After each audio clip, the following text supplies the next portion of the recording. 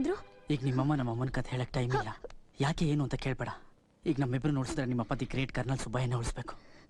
ಅವ್ರಿಗೆ ಹೇಳ್ತೀನಿ, ಕಾಲಿಗೆ ಬಿದ್ದು ಕೇಳ್ಕೊತೀನಿ. ಅವ್ರು ಒಪ್ಲಿಲ್ಲ ಅಂದ್ರೆ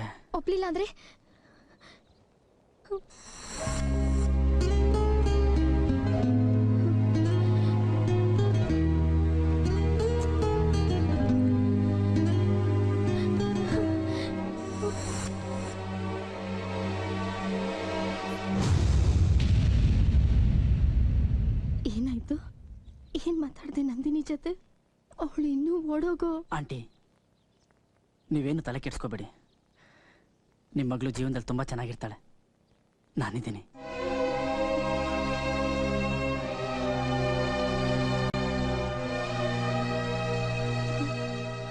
ಮದುವೆ ದಿನ ನುಕ್ಕೊಂಡು ಬರ್ತಾ ಇದೆ. ನಿಮ್ಗೆ ಯಾರಿಗಾದ್ರೂ ಸೀರಿಯಸ್ನೆಸ್ ಇದೆಯಾ? ಮೊದಲು ನಾನು ಹೇಳಿದ ಕೆಲಸ ಮಾಡಿ ಮುಗಿಸಿ ಆಮೇಲೆ ಬಂದು ನಿನ್ನ ಮುಖ ತೋರಿಸು. Get out. ಯಾರಿಗೂ ಸೀರಿಯಸ್ನೆಸ್ ಇಲ್ಲ. ನೀವು ಕಿರಿಚಬೇಡಿ. ಕಿರ್ಚಿದ್ರೆ ಯಾವ ಕೆಲಸನೂ ಆಗಲ್ಲ. ಸ್ವಲ್ಪ ಸೈಲೆಂಟ್ ಆಗಿರೋದನ್ನ ಕಲೀರಿ. I know it Bubbly, I know it. ನಾನೆಲ್ಲಿ ಕಿರ್ಚಿದೆ? ಸೈಲೆಂಟ್ ಆಗೇ ಕೆಲಸ ಮಾಡ್ತಿದ್ದೀನಿ ನಾನು. ನೀನೇನು ನನಗೆ ಹೇಳ್ಕೊಡ್ಬೇಕಾಗಿಲ್ಲ. ಅಪ್ಪಯ್ಯ, ಏಯ್ ಕಿರ್ಚ್ಬೇಡ ಕಣಯ್ಯ. ಕಿವಿ ಕೆಲಸಲ್ಲ ನಿಂಗೆ? ಏನು ಪುರೋಹಿತರು?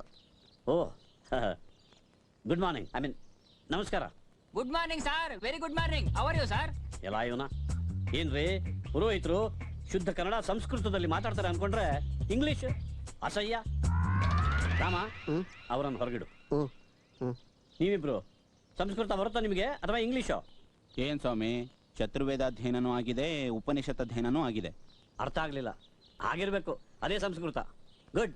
ರಾಮ, ಇವರಿಬ್ರನ್ನ ಒಳಗೆ ಕರ್ಕೊಂಡೋಗು. ಬನ್ನಿ ಸಮಯ. ವಾಯ್, ನೀವೆಲ್ಲಿಗೆ? ಪ್ಲೀಸ್. ಈಗ ನೀವು ಹೋಗ್ತಿರೋ ಅಥವಾ ನಾನು ಸಂಸ್ಕೃತ ಮಾತಾಡ್ಲೋ? Thank you sir.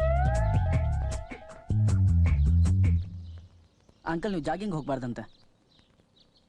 ಜಾಗಿಂಗ್ ಹೋಗೋದು ಬಿಟ್ಟು 1 ವರ್ಷ ಆಯ್ತು. ಅಂಕಲ್, ಅದೇ ಮಗಳು ಮದುವೆ ಎದುರುಗಡೆ ಇಟ್ಕೊಂಡು ಜಾಗಿಂಗ್ ಡ್ರೆಸ್ ಹಾಕೊಂಡು ಜಾಗಿಂಗ್ ಹೊಡಕ್ಕೆ ನಿಂತಿದ್ದಾರಲ್ಲ, ಅವ್ರಿಗೇನು ತಲೆ ಕೆಟ್ಟಿದ್ಯಾ ಅಂದ್ರು?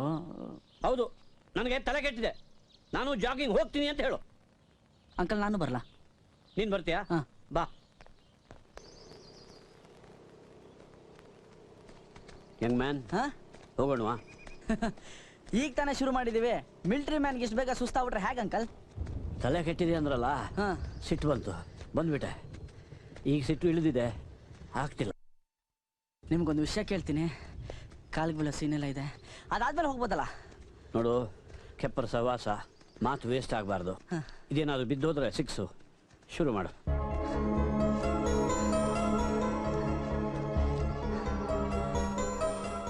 ಅಂಕಲ್, ನನಗೂ ನಂದಿನಿಗೂ ಮದುವೆ ಮಾಡ್ತೀರಾ?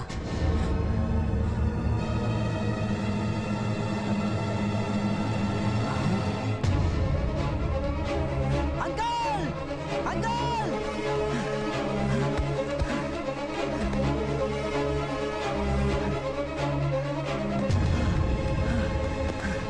ಅಂಕಲ್, ಅಂಕಲ್, ಅಂಕಲ್, ಏನಾಯ್ತು uncle? Uncle, don't worry. Uncle, ನಡೀರಿ, ನಾನು ಕಾರಲ್ಲಿ ಹೋಗೋಣ. ಹೇಳಿ ಅಂಕಲ್. ಅಲ್ಲಾಡಿಸ್ಬೇಡ. 2 ನಿಮಿಷ. ನಿನ್ನ ಕಾಲ ಹಿತವಾಗಿದೆ. ಅದೆಷ್ಟು ಸಲ ಹೀಗೆ ಎದೆ ಹಿಡ್ಕೊಂಡು ಬಿದ್ದಿದ್ದೀನೋ. ಪ್ರತಿ ಸರ್ತಿ ನಾನೊಬ್ಬನೇ ಇರ್ತಿದ್ದೆ, ನಾನೇ ಎದ್ದು ಹೋಗ್ತಿದ್ದೆ. ಈ ಸರ್ತಿ ನಿನ್ನ ಜೊತೆಗಿದ್ಯಾ, ನನ್ನ ಪುಣ್ಯ. ಹಾಳಾದಿ ಹೃದಯ ಒಂದೇ ಸರ್ತಿ ನಿಂತಾದರೂ ಹೋಗಲ್ಲ. ಅಂಕಲ್, ಇಷ್ಟು ದೊಡ್ಡ ಮಾತೆಲ್ಲ ಬೇಕಾ ಈಗ? ನನಗೇನು ಹೇಳ್ಬೇಕು ಗೊತ್ತಾಗ್ತಾ ಇಲ್ಲ. ನಾನು ಇನ್ನೂ ಚಿಕ್ಕವನು. ನೀನು ಚಿಕ್ಕವನು ಅಂತ ನನಗೆ ಅನಿಸಲ್ಲ ಪ್ರೀತಮ್. ಯಾಕೆಂದರೆ ತುಂಬ ನಗಿಸೋರು ತುಂಬ ಹೃದಯವಂತರಾಗಿರ್ತಾರಂತೆ. ನೀನು ಹೃದಯವಂತ ಹುಡುಗ ಕಣ. ಯಾಕೆ ಅಂತ ಗೊತ್ತಿಲ್ಲ, ನನ್ನ ಇಡೀ ಮಿಲಿಟ್ರಿ ಜೀವನದಲ್ಲಿ ಈ ಮುದುಕ ಯಾರನ್ನೂ ಹಚ್ಕೊಳ್ಳಿಲ್ಲ, ಯಾರನ್ನೂ ನಂಬಲಿಲ್ಲ, ಯಾರನ್ನೂ ಆಪ್ತರು ಅನ್ನಲಿಲ್ಲ. ಅದ್ರ ನೀನು ನನ್ನ ತೀರಾ ಹತ್ತಿರ ಆಗಿಬಿಟ್ಟೆ ಕಣ. ಸಾಯೋವರೆಗೂ ಯಾರಿಗೂ ಹೇಳಬಾರ್ದು ಅನ್ನೋ ಒಂದು ವಿಷಯ ನಿನ್ನ ಹತ್ರ ಹೇಳಬೇಕು ಅನಿಸುತ್ತೆ. ಹೇಳ, ಬೇಗ ಮುಗಿಸ್ಬಿಡ್ತೀನಿ, ತಲೆ ತಿನ್ನಲ್ಲ. ನನಗೆ ಹೇಳಿ, ನೀವು ಮಾತಾಡ್ಬೇಕಾ ಅಂಕಲ್? ನಾನು ಯಾವ ಕ್ಷಣದಲ್ಲೂ ಸತ್ತೋಗ್ಬೋದು ಪ್ರೀತಮ್.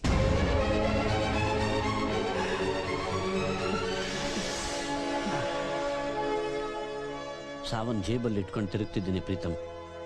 ರಿಟೈರ್ ಆಗೋ ಹಿಂದಿನ ವರ್ಷ ಬಾರ್ಡರ್ ಸೆಕ್ಯೂರಿಟಿನಲ್ಲಿದ್ದೆ. ಒಂದು ರಾತ್ರಿ ನಮ್ಮ ಕ್ಯಾಂಪ್ನಲ್ಲಿ ಅಟ್ಯಾಕ್ ಆಯಿತು. ನಮ್ಮ ಬೆನ್ನಿಗೆ ಒಂದಲ್ಲ ಎರಡಲ್ಲ 3 ಬುಲೆಟ್ ಬಿತ್ತು. 2 ಬುಲೆಟನ್ನು ಹೇಗೋ ತೆಗೆದ್ರು. 3ನೇದು ನನ್ನ ಬೆನ್ನನ್ನು ಸೀಳ್ಕೊಂಡು ಹೃದಯಕ್ಕೆ ನಾಟಿಕೊಂಡು ಹೃದಯ ವಾಸಿ ಆಗದೆ ಇರುವಷ್ಟು ದೊಡ್ಡ ಗಾಯ ಮಾಡಿದೆ. ಯಾವ ಡಾಕ್ಟ್ರು ಏನೂ ಮಾಡೋಕ್ಕಾಗಲ್ಲ. ಅದಕ್ಕೊಂದು ಪರಿಹಾರನೇ ಇಲ್ಲ. ಒಡೆದಿರೋ ಹೃದಯ ನಡೆದಷ್ಟು ದಿವಸ ನಡೀಲಿ ಅಂತಾರೆ. ನನ್ನ ಹೆಂಡತಿಗೆ ಮಗಳಿಗೆ ನನ್ನ ಬೆನ್ನಿಗೆ ಏಟಾಗಿದೆ ಅನ್ನೋದು ಗೊತ್ತು. ಆದರೆ ನಾನು ಸಾಯೋ ಸ್ಥಿತಿಯಲ್ಲಿದ್ದೀನಿ. ಸಾವಿಗೆ ಕಾಯ್ತಾ ಇದ್ದೀನಿ. ಸಾಯೋಕ್ಕಂತಾನೆ ನಾನು ಹುಟ್ಟಿ ಬೆಳೆದ ಮನೆಗೆ ಅವರನ್ನು ಕರ್ಕೊಂಡು ಬಂದಿದ್ದೀನಿ ಅನ್ನೋದು ಗೊತ್ತಿಲ್ಲ. ಗೊತ್ತಾಗೋದು ಬೇಡ. ಅಕಸ್ಮಾತ್ ನಾನು ಮದುವೆ ದಿನ ನೆಗೆದು ಬಿದ್ದು ಹೋದರೆ ನೀನೊಂದು ಹೆಲ್ಪ್ ಮಾಡಬೇಕು ಪ್ರೀತಮ್. ಈ ಮುದಿ ದೇಹನ ಎಲ್ಲಾದರೂ ಮುಚ್ಚಿಟ್ಟು ಮದುವೆ ನಡೆಯೋ ಹಾಗೆ ನೋಡ್ಕೋಬೇಕು. ನಂದಿನಿ ನನ್ನ ಪಾಪ, ನನ್ನ ಜೀವ. ಅವಳ ಮದುವೆಗೆ ಯಾವ ತೊಂದರೆನೂ ಆಗಬಾರ್ದು.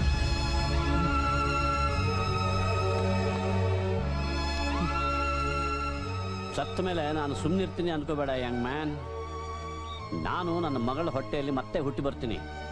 ಆ ಛೋಟಾ ಸುಬ್ಬಯ್ಯ ಕೈಯಲ್ಲಿ ಪ್ಲಾಸ್ಟಿಕ್ ಗನ್ ಹಿಡ್ಕೊಂಡು ಡೆಡ ಅಂತಾನೆ. ನೀನು ಎಲ್ಲಿದ್ರೂ ಹುಡ್ಕೊಂಡು ಬರ್ತಾನೆ. ನೀನು ನನ್ನನ್ನು ಕರೆದಾಗ ಅವನು ನಿನ್ನನ್ನು ಅಂಕಲ್ ಅಂತ ಕರೀತಾನೆ. ನೀನು ನನಗೆ ಸಹಾಯ ಮಾಡಿದಾಗ, ನೀನು ಮುದುಕನಾದಾಗ ಅವನು ನಿನಗೆ ಸಹಾಯ ಮಾಡ್ತಾನೆ. ಎಸ್, ತುಂಬ ದೊಡ್ಡ ಪ್ಲ್ಯಾನು ಅಂತೀಯ. ಸಾಯ್ತೀನಿ ಅಂತ ಗೊತ್ತಿರುವವನಿಗೆ ಇಷ್ಟು ಸಣ್ಣ ಕನಸು ಇರಬಾರ್ದಾ? Thank you young man. ನೀನು ಏನು ಹೇಳಬೇಕು ಅಂತಿದ್ಯಲ್ಲ?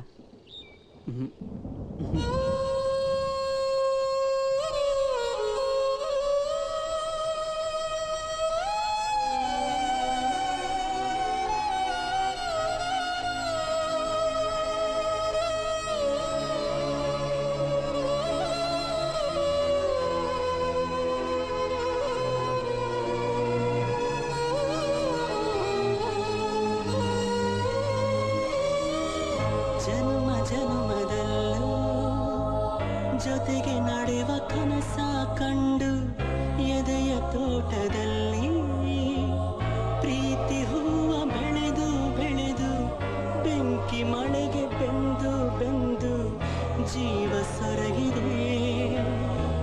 ಸಿಡಿಲು ಬಡಿದು ಎದೆಗೆ ಉರುಳಿತಲ್ಲ ಮನದರ ಮನೆಯು. ಬಂಧಿ ನಾನು ವಿಧಿಸಿರೆ ಮನೆಯು ದಾರಿ ಮುಗಿದಿದೆ.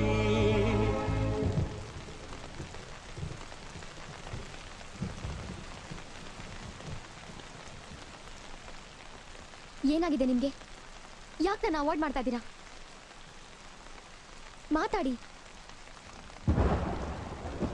ಇನ್ನು 2 ದಿನದಲ್ಲಿ ನನ್ನ ಮದ್ವೆ. ನಾನು ಆ ಮದ್ವೆ ಮುರಿದು ನಿಮ್ ಜೊತೆ ಬರ್ತಾ ಇದ್ದೀನಿ ಅನ್ನೋದು ನೆನಪಿದ್ಯಾ? ತಪ್ಪ ಅಮ್ಮನೆ ದೂರ ಮಾಡೋದಕ್ಕೆ ತಯಾರಿದ್ದೀನಿ. ನೆನಪಿದ್ಯಾ?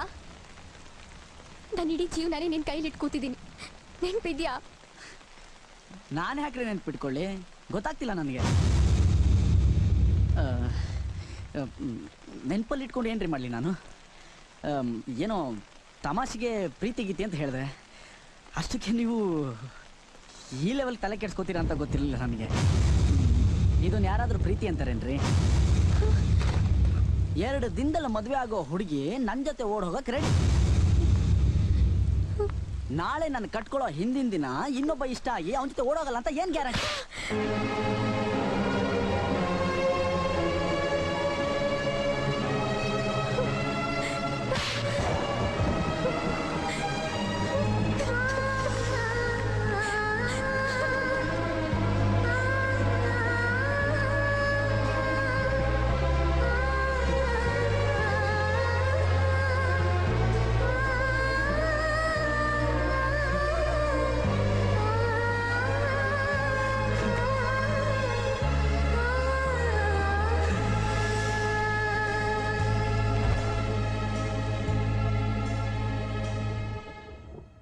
ನಾನು ಜಾಗ ಖಾಲಿ ಮಾಡ್ಬೇಕಣ್ಣ ದೇವದಾಸ.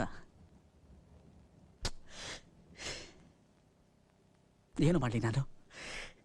ಜನ ನನ್ನ ನಂಬ್ತಾರೆ. ಬಡ್ಡಿ ಮಗದು ಅದೇ ಪ್ರಾಬ್ಲಮ್ಮು.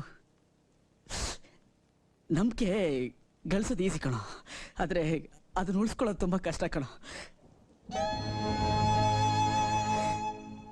ನನಗೆ ಗೊತ್ತು ಕಣೋ ದೇವದಾಸ, ನಾನು ಈ ಮನೆ ಬಿಟ್ಟು ಹೋದ್ರೆ ನನ್ನಿಂದ ನೀನು ಬರ್ತೀಯ ಅಂತ.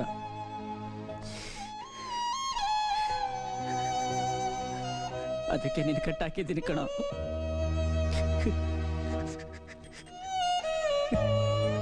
ನನಗೆ ಕ್ಷಮಿಸು ಗೆಳೆಯ.